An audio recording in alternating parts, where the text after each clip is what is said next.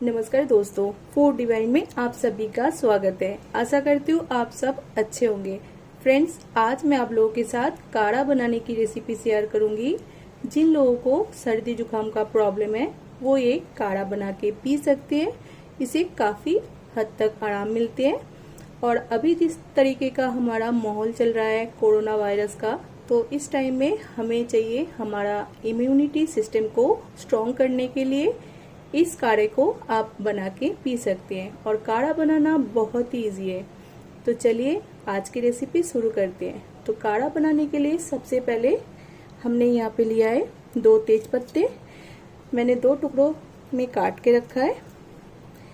1 टुकड़ा दालचीनी का, 1 काली वाली बड़ी इलायची, 4 लिया है लवंग, 2 छोटी वाली इलायची, और यहाँ पे हमने लिया है 8 से 9 काली मिर्च, और 8-10 हमने लिया है तुलसी के पत्ते, 2 इंच अदरक का टुकड़ा जिसे हमने बिल्कुल टुकड़ों में काट के रखा है।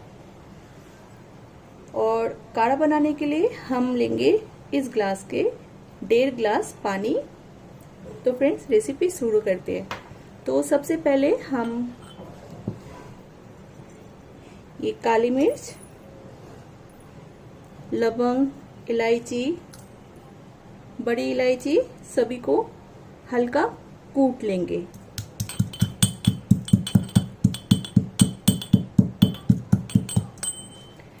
दालचीनी का टुकड़ा डाल देंगे।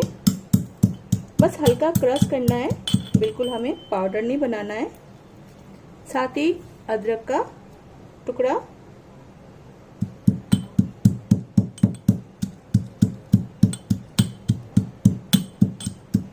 और लास्ट में हम डाल देंगे इसमें तुलसी के पत्ते। इसे भी हम हल्का कूट लेंगे।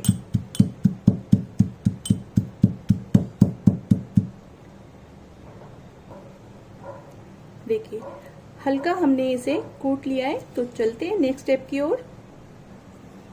पैन में हम डाल देंगे 1.5 ग्लास पानी।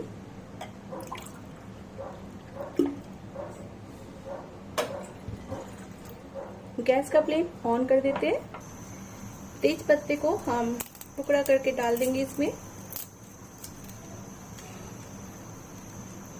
साथ ही हमने जो सभी चीजें क्रश करके रखा है उसे डाल देंगे।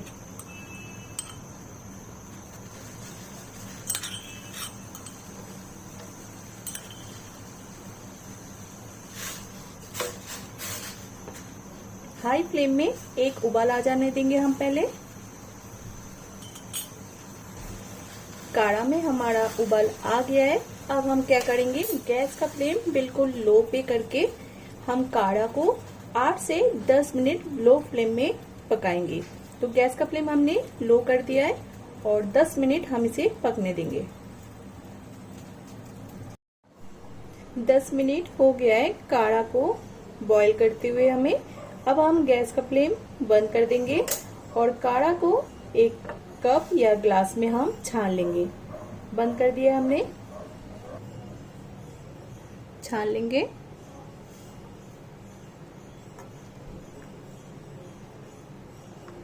हमने 1.5 ग्लास पानी लिया था, तो आप देख सकते हैं 1 ग्लास हो गया ये।